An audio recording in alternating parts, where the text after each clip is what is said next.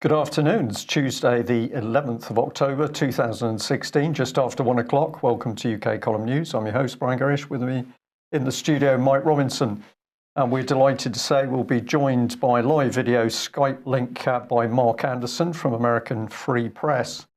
Well, the weather has turned. There's definitely an autumnal nip in the air. We're seeing the leaves change on the trees down here in the West Country. And reports across UK are generally that it's cold, chilly, grey, overcast and not too good. All a bit English, I suppose.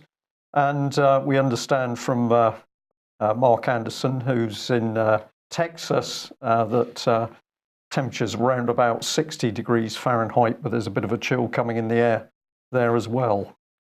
Well, we're going to start with David Davis giving a statement to the House of Commons yesterday on the next steps towards not leaving the European Union. Nothing terribly new in this, but we'll just run through it because there are a couple of comments that bear scrutiny. He began by saying, "With permission, Mr. Speaker, I'll now make a statement on the next steps in not leaving the European Union. The mandate for Britain to leave the European Union is clear, overwhelming and unarguable," he said. "As the Prime Minister has said more than once, we will make a success of Brexit, and no one should seek to find ways to thwart the settled will of the people expressed in the referendum of June the 23rd. It is now incumbent on the government to deliver an exit in the most orderly and smooth way possible, delivering maximum certainty for businesses and workers." So that all sounds good. He went on to say, "We will start by bringing forward a Great Repeal Bill, and that will mean the European Communities Act ceasing to apply on the day we leave the European Union." So on the day we leave the EU, the Great Repeal Bill will come into effect, assuming it passes. It was this act which put the EU law above UK law, so that's the European Communities Act 1972. So it's right, given the clear instruction for exit that by the people in the referendum, that we will end the authority of EU law. So the Great Repeal Act then will convert existing EU law and domestic law. We've mentioned this already, wherever practical. There are over 40 years of European law and UK law to consider in all, and some of it simply won't work on exit. We must act to ensure that there is no black hole in our statute book. There you go. Then it will be for the House to consider the changes to our domestic legislation to reflect the outcome of our negotiation and our exit, subject to international treaties and agreements with other countries and the EU on matters such as trade. This is important. We'll come on to that in a second. He then went on to say, "Mr. Speaker, the European Communities Act has meant that if there's a clash between an act of the UK Parliament and EU law, then it's the EU law that prevails." I'm looking, Mike, so I don't actually remember our politicians telling us that. It was obvious that was what was going on, but I don't think they ever told us that. I think they always denied it, didn't they? Yeah.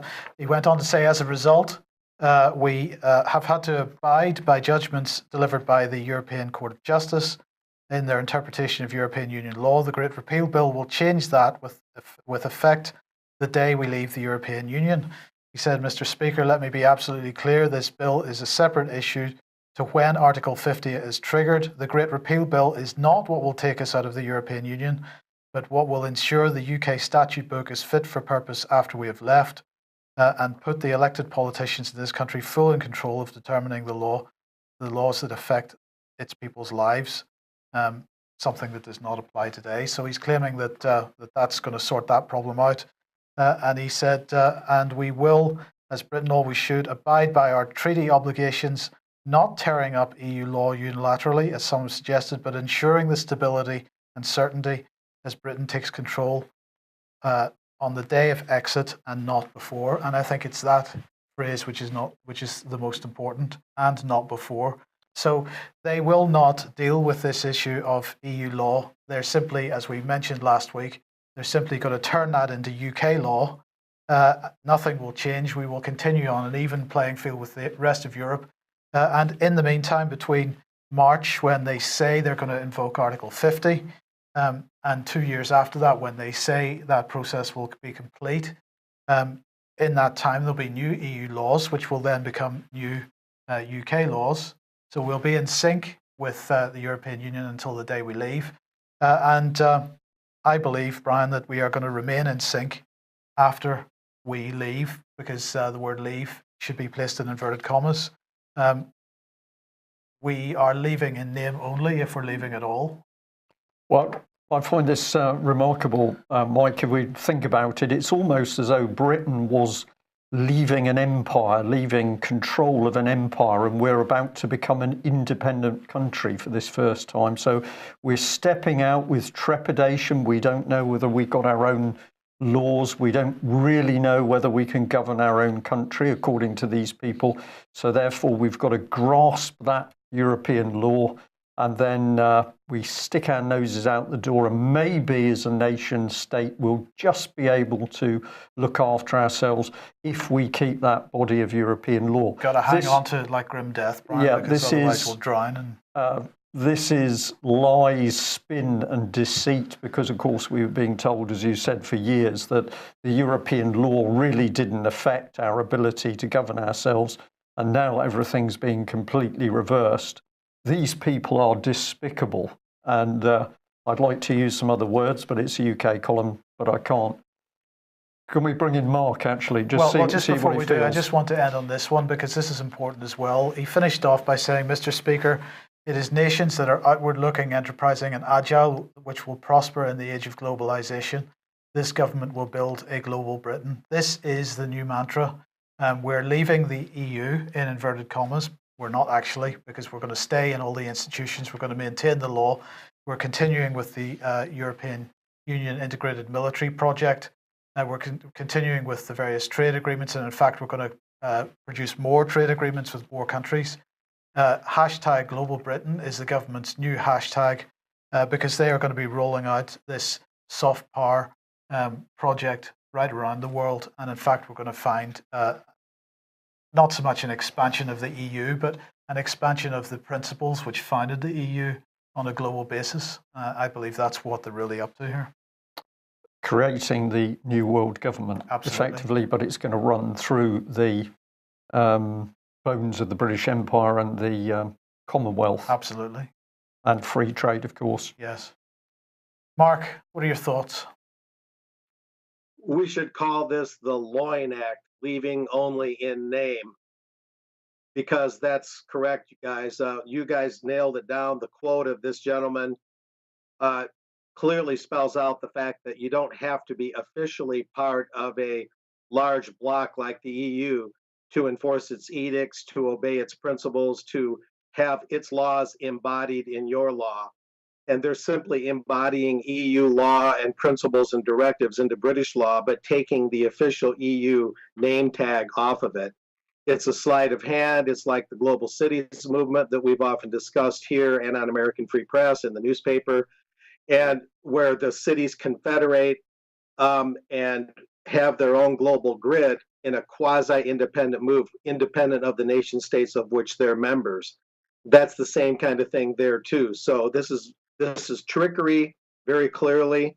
The TTIP treaty and the EU army will keep Britain enmeshed in the EU thrust anyway. So this is very insightful, and I think this really points to what's going on.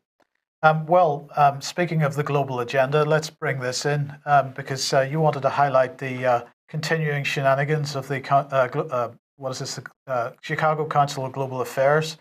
I think you're going to go and see Anders Fogh Rasmussen speak next week. Is that correct? I'm going to try. Rasmussen has been there several times over the years. He was there in 2014, right before the Wales meeting of NATO, the NATO summit in Wales. And he's returning Tuesday, October 18th. And now the CCGA, the Chicago Council on Global Affairs, this is the Chicago version of Chatham House. They have a new conference center on Randolph Street in Chicago, right in the heart of the loop. And the Chicago Council, briefly, is part of a constellation of world affairs councils throughout the United States. There are at least 60 or 70 of them under the umbrella of WACA, the World Affairs Council of America. And that is the committees that comprise the Bilderberg meetings and the trilateral meetings. These are committees that are all over the United States. A lot of people don't know that. Bilderberg is a network of these city-based and regional committees, and it fits into the Global Cities movement. And people like Rasmussen come and talk. His son lives in Springfield, Illinois, and he is delivering this speech. The theme is expected to be that the U.S. must no longer lead from behind like during the Obama years, because we had this questionable Iran deal, controlling the nuclear power in Iran and not letting it become a nuclear weapon. And because the U.S. needs to take a firmer stand against Vladimir Putin and Russia, and the U.S. Is lagging. We're leading from behind, Rasmussen is saying, and we need to get out front, as if the United States hasn't been out front all along, paying the majority of NATO's bills, putting the majority of the blood and treasure out front and center, at the front, not the rear. So, like often is the case, Rasmussen doesn't even really know what he's talking about. It's a bunch of legerdemain and Orwellian doublespeak. And he's basically saying 2 years ago, like when he was there, and now he's basically saying the US and NATO and the US and Europe need to lead the way in the fight for freedom, he says. And this is where it gets very Orwellian. Whose freedom? The freedom of the plutocratic elite, the moneyed interests, or the general populace? Is the United States really fighting for freedom along with Europe and NATO, or are they actually crushing freedom under a big black boot, like in the Orwellian metaphor? So many countries in the Middle East have fallen under the neoliberal, neo-capitalist, monopoly capitalist drone bombings and overthrowing their leaders, overthrowing their monetary systems. So when Rasmussen says freedom, just what is he talking about? That's the question. And it's a good question. Now, how much freedom is there in the United States at the moment, Mark? Well, we've got an election coming up. Don't want to spend too much time on this clown show. I mean, there's been a lot of news media over the last couple of days about clowns running around cities in America and the UK. We think it's something to do with promotion for the film It, which is on its way. But this has got to be the biggest clown show of the lot. My goodness, Stephen King has returned. Indeed, I mean, it's interesting. As you say, time is a little tight here today. This, of course, was the big debate the other night, the second of the presidential debates. There's been one vice presidential debate. The last presidential debate will be October 19th. And it just so happens the Chicago Council on Global Affairs is having a big gathering of its intelligentsia in Chicago to watch that final presidential debate October 19th on a big screen. Anyway, Hillary Clinton very distinctly said, as I indicate in the headline on my Truthhound blog here, thetruthhound.com, she distinctly said, "When I am president," to that effect, as it states in the headline there. When I am president, then I'll get ISIS out of Iraq. And a lot of people believe the media fix is in. There's been, of course, the flap about Donald Trump's barroom banter with Billy Bush. The media overlooks the fact that Billy Bush, the guy that recorded Trump saying these puerile words about women, he is literally the nephew of George Herbert Walker Bush. That means George W. Bush and the former presidential candidate Jeb Bush are Billy Bush's first cousins. This is completely papered over. Trump conceivably could have been set up to say certain things because they knew he was a rising star. That's speculation for another time, I suppose. Right. But I'm just going to interrupt you there, Mark, because if we go back to the start of the year, you suggested there was a possibility that there were links between Trump and the Clintons, and perhaps Trump was there to take a fall at the end. The Clinton would become a shoo-in. Have you moved away from that position, or is that hinted at in what you've just said? It's a tough call, Mike, except to say that it's never going to be out of the question. In other words, it is possible that Trump is a foil or a spoiler. I'm not sure exactly all the reasons why the establishment would do this. They could maybe have had Hillary be a shoo-in without having all this agitation from Trump. Why would they go through all those gyrations?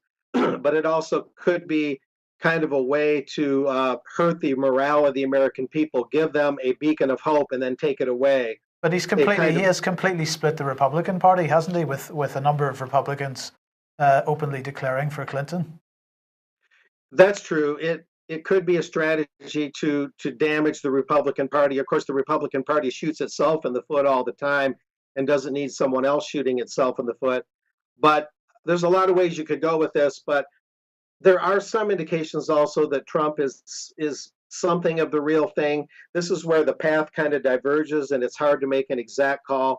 But suffice to say that the media is very pro-Hillary, whether Trump is a spoiler or not. And more internationalism, more U.S. war. She's a war hawk dressed in traditional Democratic garb.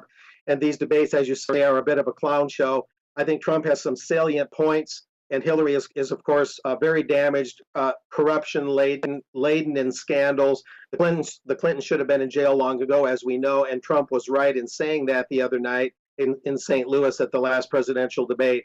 But too much is being made of his anti-woman remarks, as they're called, and the realities of the Clintons' crimes, the Clinton body count. These things are being papered over. But I think that's sufficient for now, that we've got one more debate, and it's really just too bad we don't have more political parties that are viable and more real choices, and that we don't have more emphasis on congressional elections and get away from some of this emphasis on the presidency in the first place. You know, this is some of the tragedy, if you will, of the whole thing. Yeah. Okay, well, let's move on. Another article from your blog, In the Age of Weaponized Media. I'm afraid I've chopped off a little bit of the headline there. What's the full headline? Well, it's about the Ron Avery, a Texas citizen, versus Hearst Media and Dylan Baddour, a Houston Chronicle reporter. Now, this goes along with the Public Participation Project, the PPP article and link you have that you're also showing right now. These two things are inextricably linked. This is very interesting. I'll be as concise as I can. The Texas Citizen Participation Act is an example of how U.S. media will be controlled. You have the Leveson inquiry trying to inaugurate state control of UK media. In the U.S., they're a little more serpentine about it. With the first slide where you showed me and my wife and Ron Avery, the white-haired gentleman there, outside a Texas courthouse in Guadalupe County, in that first slide, we were at a court hearing on Mr. Avery's lawsuit. Basically, the newspapers at the Texas state level and through the Public Participation Project are trying to have these citizen participation acts. In Texas, they call it the Texas Citizen Participation Act. Now, through the Public Participation Project, they're trying to have a national level Citizen Participation Act. And what it is the corporations and the big media, which are corporations, are trying to protect themselves from lawsuits. And they're trying to say that, well, citizens who speak out against government can be protected under the Citizen Participation Act. If a big corporation is trying to take their land away for a pipeline or for a highway, the citizens have legal recourse, and they have freedom of speech to fight these big corporations that are trying to do bad things to them or their land. And that part of it is pretty good. But what happens, though, is the Citizen Participation Acts at the Texas level and at the national level are actually protecting the corporations and the newspapers rather than the citizens. It's kind of an inversion of reality. So with Ron Avery's case, he was libeled by the Houston Chronicle and by Dylan Baddour, a reporter for the Houston Chronicle, and he's trying to fight back, and he's finding that these Citizen Participation Acts are being used by the Houston Chronicle and Hearst Media, and by extension, other media, to protect the media from the citizens. Therefore, when citizens are libeled or slandered by the media, they are protected in the courts, and the citizens that the law is supposed to protect are finding they have very little, if any, protection. So the whole thing is a scam, an inversion of reality. Yes, citizens can find some legal relief, but mostly the whole thing is being manipulated by media corporations to protect themselves from the fallout of their own malpractice, from the fallout of their own shoddy reporting and libeling citizens. In Ron Avery's case, the Houston Chronicle made him sound like an insurrectionist, like he was a Texas patriot bent on terrorism, and that's why he sued the Hearst Corporation and the Houston Chronicle. So it's a little complex, but this is how they're trying to control media in the control media in the U.S.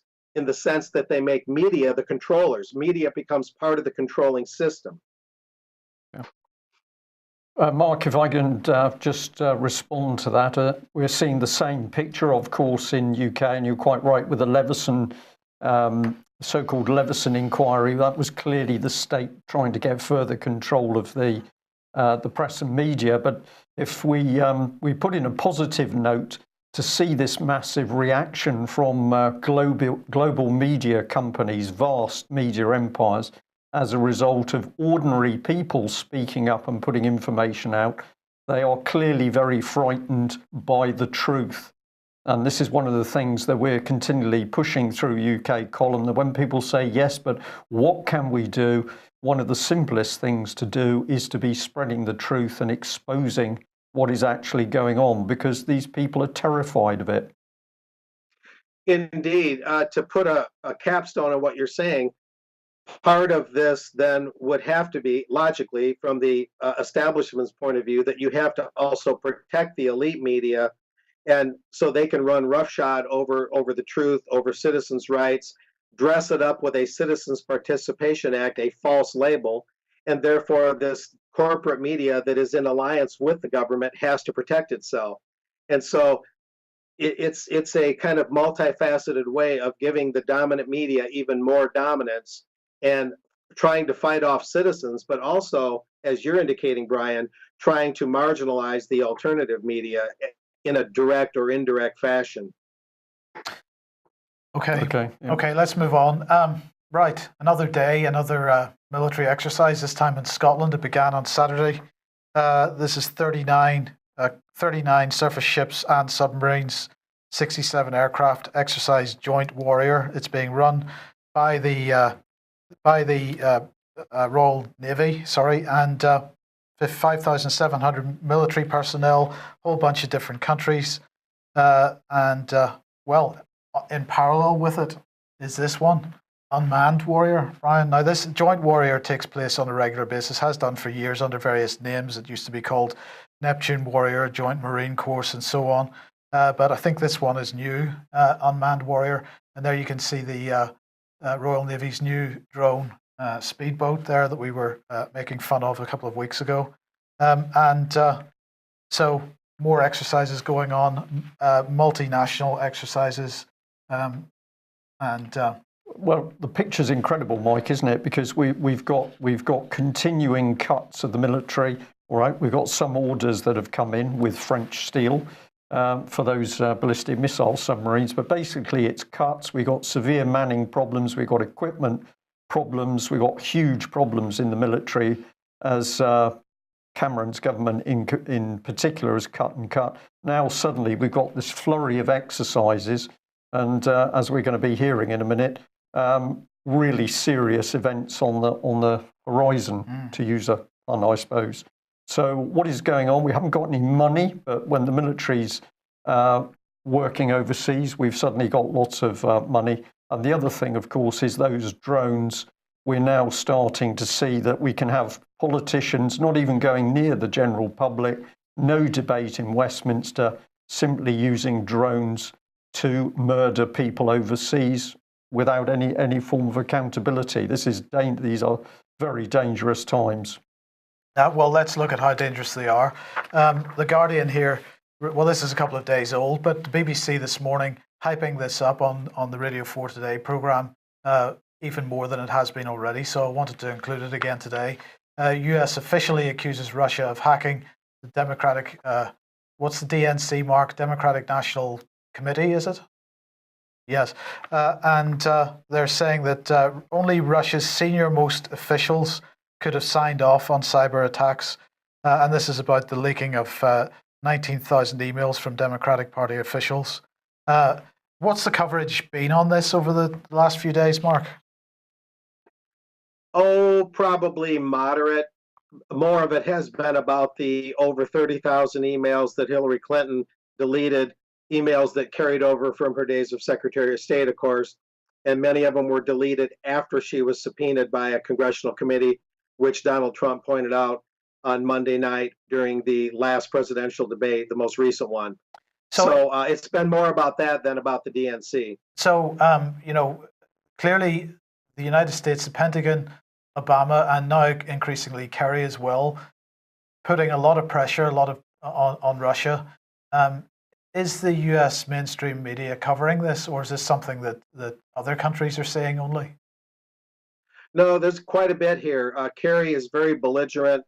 The good old skull and bonesman out of Yale University, who became a senator from Massachusetts and is now our Secretary of State, he comes from that power clique. It's been pretty heavy, and Rasmussen, coming to the Chicago Council on Global Affairs, of course, is going to talk about more Russian containment, like we're back in the Cold War days as the US and the EU and NATO fight for freedom, with freedom in quotes there. There's quite a bit of anti-Russian propaganda. He's calling for more independence, Rasmussen, energy independence of Europe from Russia, so they're no longer dependent on Russia for energy. This rhetoric is picking up steam again.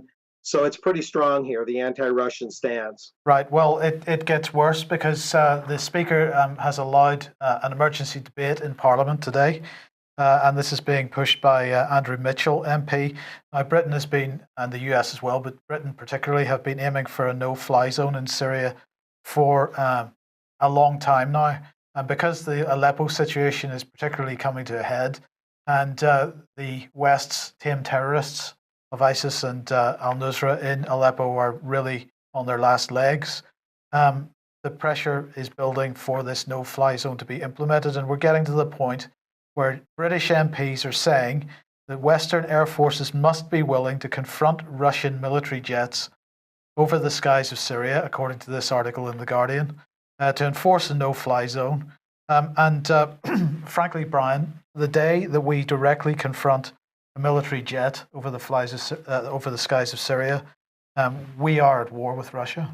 This is astonishing, Mike, and if we could put it in context, if we go back to the Cold War days, the overriding aim was always to keep NATO and Warsaw Pact, or we'll say NATO and Russian forces apart. You didn't want the actual troops or the aircraft getting near each other because somebody makes a mistake and the next minute the thing is escalated into conflict. And here we've got Theresa May's Conservative government suggesting we want to do the complete opposite. We want to get in there and get these military units in close proximity in order to have a showdown. Yeah. This is really dangerous stuff. And of course, it's not being picked up in the right way by the mainstream media at all. Right. So the pressure on Putin from the West, and not just from the United States or from the United Kingdom, but also France. And of course, there's been a reaction because he is now cancelled, or at least postponed for the foreseeable future, his visit to Paris, which he was planning for next week. The New York Times here reporting this as amid diplomatic tensions. And Hollande's press office, they report, says that Russia wants Putin's visit take place at a later date. Well, perhaps it will, and perhaps it won't. He was there to meet Hollande to inaugurate a new Orthodox church in Paris. But of course, it would have been the opportunity to discuss various things. That isn't going to happen. The other reaction is that the Russian Duma has given the go-ahead for a permanent airbase in Syria. So at the behest of Bashar al-Assad, the Russians putting an airbase in Syria. It's been given the go-ahead for that to be a permanent airbase. So effectively, if we're threatening to shoot down Russian aircraft over Syria, well, they're going to be in a better position than we are because they're going to have somewhere to operate from. This is true, but it's unbelievably dangerous, Mike. I think we're going to have to do some more reading into this. But what is there going to be? Just a couple of hours debate in Westminster, and then Theresa May will tell the cabinet what the line will be. and then next minute the line is going to be peddled out to Britain by the BBC. So we've got a warmongering government, and Putin has said when he looks at Western politicians, he's not sure they're actually sane, and I think he's correct. As usual, we're running out of words. Yes. Who's going to profit? Indeed, who's going to profit? Well, look, yesterday we mentioned Colm Canning, and if anybody who's a member hasn't seen this interview yet on the UK Column membership website, do go and have a look at it. I believe there was some criticism or some skepticism about Mr. Canning from various people, and it was relating to this article from the Belfast Telegraph. PSNI Credit Union hired bent banker Colm Lewis Canning.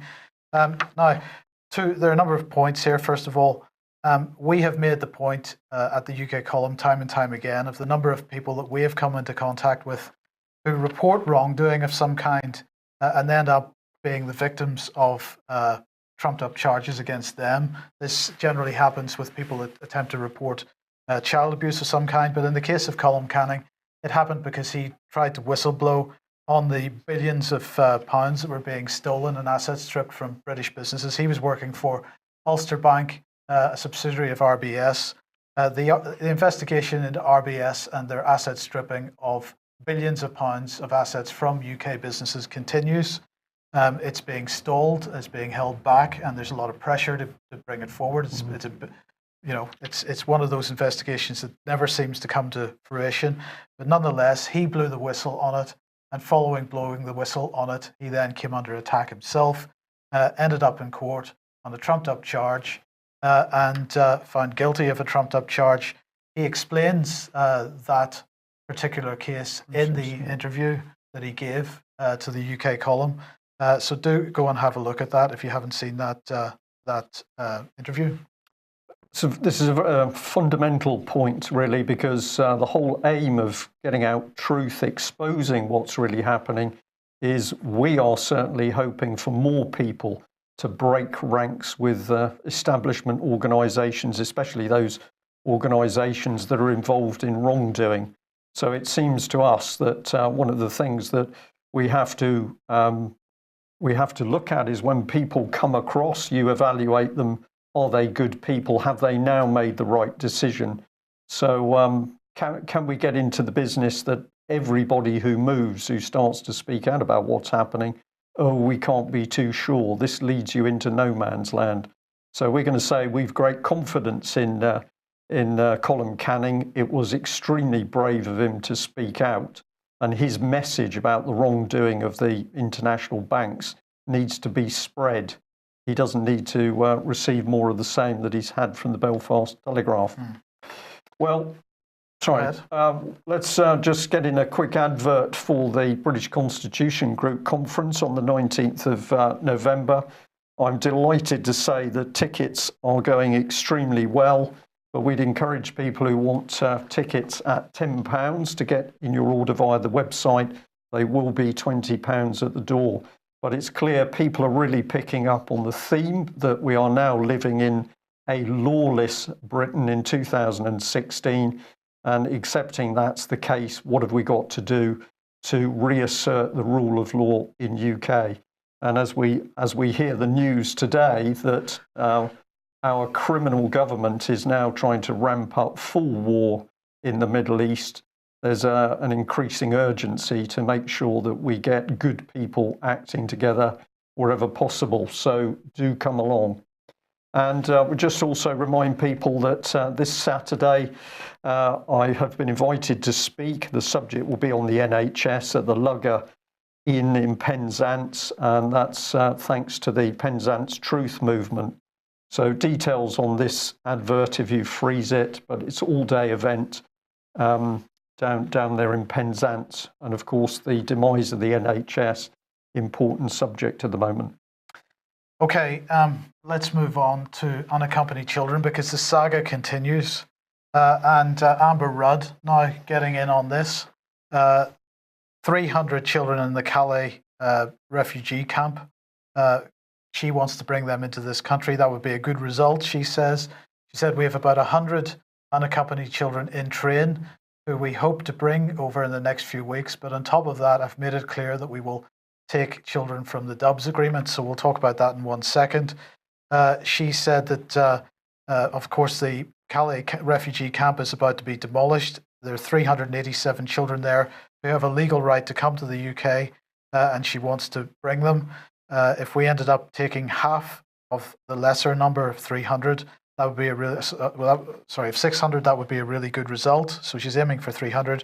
We cannot imagine the UK with its traditions of human rights, will refuse to admit unaccompanied minors into the UK. The main objective is to ensure that these minors have a better life in the UK, where they have family and friends living in the country.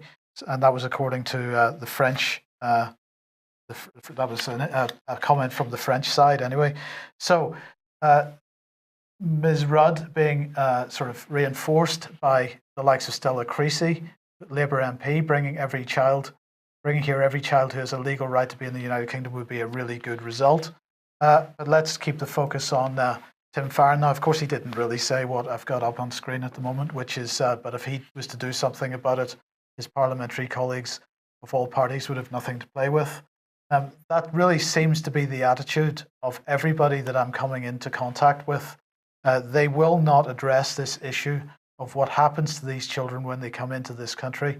I'm not saying children don't need help. They absolutely do need help.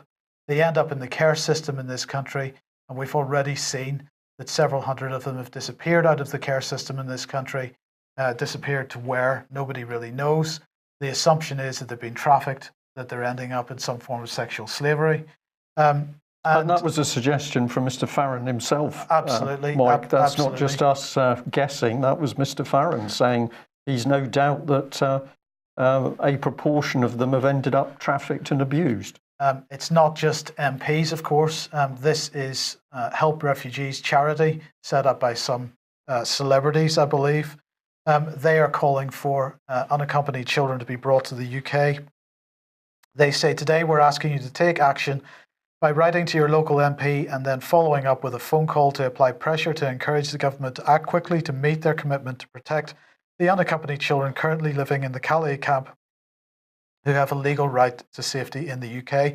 They have a legal right to safety in the UK, but there is no safety guaranteed in the UK, and that's our point. Then this organisation asks, why do these kids have a legal right to be in the UK? And they're talking about Dublin 3, which entitles them to be reunited with nuclear family members living in the UK. And they're also talking about the Alf Dubs Amendment, the Dubs Amendment, which was passed in May 2016, is supposed to bring an unspecified number of the most vulnerable unaccompanied children in Europe to safety in the UK, much like the kinder transport during the Second World War. Again, they come to the UK, they are not safe. So I wrote to this organisation this morning and I asked them for comment on this campaign that they're running. I asked them pretty much the same questions that I asked Tim Farron. Now, it took us 9 months, if you remember, to get a comment out of Tim Farron about this. And when he gave us a comment, he did not explain how these children would be protected once they came into this country. This organisation hasn't responded, and I don't think they're going to. So perhaps you might like to write to them. We need to keep the pressure on Tim Farron. We now need to put some pressure on Amber Rudd and perhaps one or two of the other MPs that are calling for this. Not to say that these children shouldn't be given help. They absolutely should be given help, but simply to ask the question, what are these MPs, what is this charity, the people that are working for this charity, what are they personally going to do to make sure that when children end up in the care system in this country, that they're protected within the care system, they're not abused within the care system when we've got such evidence for historical abuse within the care system, that they won't disappear back out the other side of the care system into some kind of trafficking infrastructure, that we have no idea where they end up and what's happening to them. These people that are calling for these children to come to this country need to answer those questions. Should we, just before we move on with some sort of detail on what's happening in UK, should we just, Mark, obviously this is a very UK-focused subject with respect to Syrian children and also children in Calais. What's your picture on it from, how do you see it from America there? Obviously, there's been these tales of similar problems in the States, and some people argue that up to 300,000 children a year simply disappear in America. I don't know those numbers exactly, Brian. Certainly, you guys are very justified in being skeptical of these charities. There have been a number of cases where either legitimate charities, ranging from the disabled veterans, who don't really help disabled veterans, to all sorts of other charities, have used these sorts of crises simply to raise money and pad their coffers. And that's just the first level of wrongdoing. And if child trafficking is involved, and it very well could be, then really we have to get to the basis of this. And that, of course, comes back to NATO and the US and the UK and this permanent war footing and this constant saber rattling toward Russia and all the conflicts going on, turning a blind eye to Saudi Arabia, killing children there in Yemen, and the whole war machine that is creating the whole refugee problem and all these dislocated children and all these orphans. These things are an outcome of Western foreign policy. And if these MPs would get that in their head and they would see that connection, then we wouldn't have to have so many charities, many of which could be fraudulent or abusive. We wouldn't need them in the first place because these children wouldn't be driven out of their own lands. And I think that that's the fundamental point that we always have to keep in mind and keep drilling into the minds of US and British legislators. That's the key. Absolutely. Yeah, Mark, thank you for that. And you're absolutely right, of course, if we weren't creating these battle zones overseas, we wouldn't have the mass migration and the children suffering within that. But let's come back inside the UK and have a look at just how bizarre the system is. This is a letter which is kindly provided to us by Robert Green. It's come from the Home Office. It's come from their direct communications unit. This is back in September 2015, and the subject is Melanie Shaw. The basis of the letter is that Mr. Green's letter to Karen Bradley, who was Minister for Preventing Abuse and Exploitation, it's been received, and apparently she's going to look into it. And then this is the British government saying they're very sorry to hear about the case of Melanie Shaw. This is the child abuse survivor who was brave enough to stand up and whistle blow. This lady knows stuff not only about children being abused and she says murdered, but also the involvement of British politicians in what took place. She's presently in prison again, and we don't know whether she's on remand or whether she's been charged. She's not receiving letters. She has had one or two visits, but in general, she's been kept in solitary confinement. Effectively, she's been disappeared into the British prison gulag because of what she knows about child abuse. But here's the letter from the government, and it's all very sorry to hear about Melanie and the sexual abuse she suffered. Child sexual abuse is a reprehensible crime, and no matter where it occurs, the government is dedicated to dealing with it. It goes on and on and on, and it's all pretty unpleasant stuff. They're also sorry that Melanie was harassed and victimised by Nottinghamshire police, and the minister, well, can't really look into that. In fact, the minister can't really do anything. Let's have a look at how it comes out. I've just paraphrased it to keep it simple on screen. But basically, the government and ministers are unable to intervene in individual cases. This is the line. Of course, it's not true. When they want to intervene, they can. But when it's child abuse, we can't intervene in individual cases. And with regard to complaints around Nottingham Council that ran the children's home that Melanie was involved with, Beechwood, well, we can't really get involved in that. That will be a matter for the child abuse inquiry that is now on its fourth chairperson. And on it goes. It says, don't worry, because victims and survivors will be central to the inquiry's work. And it also says that the Home Secretary, at the time, Theresa May, confirmed that the police Operation Hydrant will link directly into the inquiry. So there's all the smooth talk. Don't worry, don't worry. Everything is under control and the police are there to help. But at the bottom was a sting in the tail. Let's have a look at that on screen properly. Here we are, yours sincerely, and a squiggle, and the safeguarding unit. No name, no legible signature. So this is another one of these anonymous government letters, and this has a real impact. So it's an appeasement letter. There's no substance. This is spin. It's a line, but there's no proper signature. Well, we'll remind ourselves that our new Home Secretary, Amber Rudd, is very big on children, and she's been visiting a local primary school and cuddling the little ones. So she would have us believe that she's very interested in children and protecting children, but it seems to be the opposite that's true.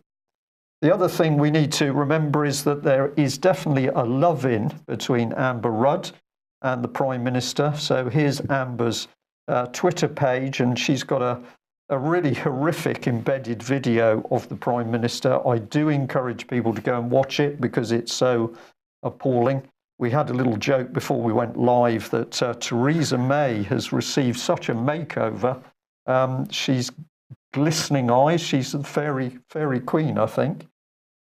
So this is where life gets interesting, because in having a look around what was going on with children, we came across this Twitter page from Labour MP Jess Phillips, and she was asking a question: has the new Minister for Preventing Abuse, Exploitation and Crime been announced since Karen Bradley stood down because she said she couldn't find her? And a few other people comment on this lady's Twitter page to say, well, we couldn't find her either. This morning, we phoned the Home Office to see whether we could speak to the person who had written that letter. Like you listened in as I made the call, it was extraordinary because we entered no man's land of confusion, muddle, uncertainty. Nobody knew where the person was who wrote the letter. And indeed, they didn't even know who the new Minister for Preventing Child Exploitation was. So if we put this on screen in the simplest form, we called the Home Office to see who wrote the letter, but because the letter has no proper signature, you're unable to identify who wrote the letter. So unfortunately, the call centre for the Home Office, which is based in Northern Ireland, was unable to put us through to anybody sensible in the Home Office at all. That was a private company running that call centre? Private company running the call centre. I'm going to say the young guy who took the call did his best. He was doing his job. But this is the little game. The government sends out letters with no name, no signature, knowing that if you try and make a phone call to respond, you will not be connected. But in the discussion, they thought that the safeguarding unit was part of the Department for Education. So they suggested that we should speak to them, which we did. And in the conversation with them, they were unsure who'd written the letter. They were also unsure who the Minister for Child Sexual Exploitation was. So a big question mark. But we were able to solve the problem because it's none other than Sarah Newton, who is the MP for Truro, so quite close to home, and she's got the role. So if we put the other pieces in, she's directly responsible for the Child Sexual Abuse Inquiry, which has achieved nothing despite the millions spent. Not to worry, because they're linked into Operation Hydrant and the National Police Chiefs Council. Well, they're headed up by Sarah Thornton, who was the very head of police in Thames Valley that didn't want to do anything with child abuse. So we bring in the lovely Amber Rudd, and she's having the love-in with there we are, the glistening Prime Minister. And what is happening? Nothing. But what they have managed to do is to put a child abuse survivor in prison, deny her medication, put her in solitary, deny her letters, deny her visits, and appear to be extremely concerned about the knowledge that Melanie has in her head of British politicians involved in child abuse. So we'll just finish up with a look at the fairy princess herself. Here she is, Theresa May. I hope you can understand what I was getting at. Her eyes glistening with youthful vigour. She says her beliefs are straightforward. She believes that our country needs to work for everyone, not just the rich, Mike, for the privileged, for those that know the right people or who have the loudest voices. She goes on, but a country that really works for everyone, where everyone can be who they want to be. And so to ensure the country works for everyone, we need to fight for it, standing up for the vulnerable, the voiceless. At this point, you feel slightly queasy, I think. Yeah, but if somebody said to me, who is the one person in the country that's going to stand up for the vulnerable and the voiceless, somehow I don't think Theresa May's name would spring to mind. Well, I still regard her as the Jezebel Prime Minister. She's incredibly good in makeup. She's got those glistening eyes, the sincerity of a Conservative. She doesn't mean a word she says. And she goes on here, little children in the background. She is going to stand up against those that feel they're strong and powerful, to which I think we should watch her very carefully. She says, if you're doing the right thing, then you must do that, however difficult it is, even if there may be a less difficult path to take. This is almost like a prayer, Mike, really. And let's get rid of the makeup and see her more as she really is. We've got to ask a question. Who are these strong, powerful people she's so worried about? Are these her establishment and political friends protecting the child abusers? There's something particularly unsavoury going on, but the meat of it is that when we called the Home Office this morning simply to ask to talk about the serious subject of child abuse, total confusion. We don't know who wrote the letter. We don't know whether it's the Home Office or the Department of Education. We're not too sure. We don't know who the minister is, but rest assured we're doing everything we can to protect children. Mark, it really, I was going to say, it makes me very sad that my country has descended into such a state. In fact, it makes me sick to the core that we are now clearly run by politicians who are prepared to lie. It's not just spinning the truth, it's lying. And these are the same people who are heading us on the path to war. My only concern as far as the States is concerned is, as we have often said, when the casualties mount, it will be American armed forces that pay the price of what Theresa May and her government do. Over to you. Indeed. I can only say that her comments are cryptic, and she seems to be talking about the very powerful clique, the very power clique that she's a member of, and yet speaking as if she's not a member. There's something very Orwellian there. She's saying the vulnerable need a voice. Well, if the vulnerable need a voice, why are the British people trapped in this system that they can barely extricate themselves from? Everything she says needs to be done are the things that the British government, including herself, are mitigating against. So they put log jams in front of, and they put barriers in front of the very reforms that she's calling for. So she's preventing the very things that she says need to happen. Whistleblowers, she's saying people need to stand up. They need to speak out. Well, look what happens when the whistleblowers do so. They become imprisoned, like Melanie Shaw. And so there's something very, it's beyond double talk. It's newspeak, if there ever was newspeak. Right there, that is a prime specimen of it.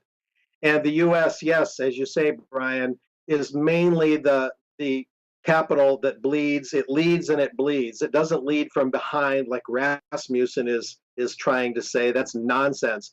The U.S. is front and center, spending the most treasure and bleeding the most for this new world order. But Britain plays a very integral role in conjunction with the U.S., providing more economic muscle and more political savvy.